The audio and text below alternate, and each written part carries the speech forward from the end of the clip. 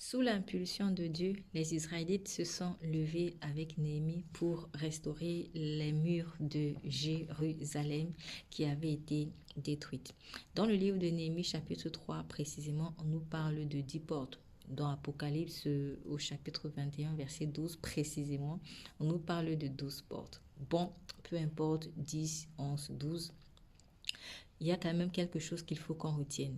Toi et moi, nous sommes le temple de Dieu. Nous sommes le temple du Saint-Esprit. Or, un temple, c'est quelque chose de grandiose. En fait, c'est comme un château, comme un palais, comme un palace, comme tu veux. Et tu sais que dans un château, dans un palais ou dans un palace, en principe, il n'y a pas qu'une seule porte. Il y en a beaucoup. Pourquoi? Parce que c'est très grand. En fait, le fait que nous soyons le temple du Saint-Esprit et la Jérusalem céleste qui est l'épouse de Christ, en fait, implique quoi? Toi et moi qui sommes l'épouse de Christ, si nous avons donné notre vie à Christ, en fait, nous avons des portes spirituelles dans notre vie. On en a plusieurs, pas une seule, pas seulement deux, pas trois, pas quatre, mais d'innombrables. 10, 12, je ne sais pas. Mais en tout cas, tu as beaucoup de portes. J'ai beaucoup de portes.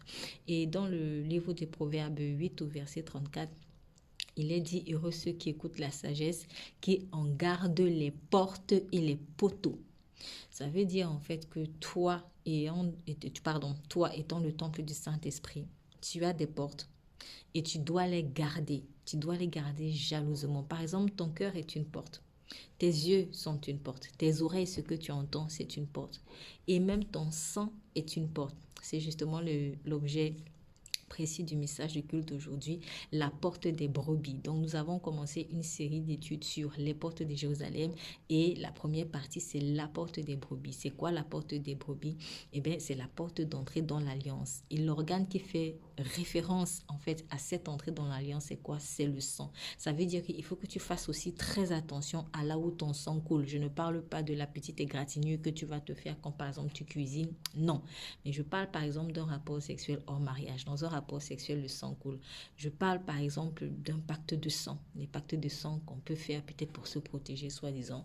Je pense aussi à des choses comme l'avortement parce que ton sang coule. En tout cas, tout, tout, tout ce qui va faire en sorte que ton sang coule et qui est un péché devant Dieu, en fait, tu es en train de faire alliance, non plus avec le bon berger, mais avec un mauvais berger qui est le mercenaire.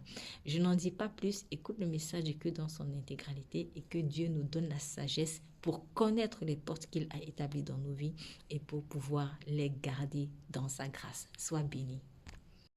Tu as le lien du message disponible dans la bio.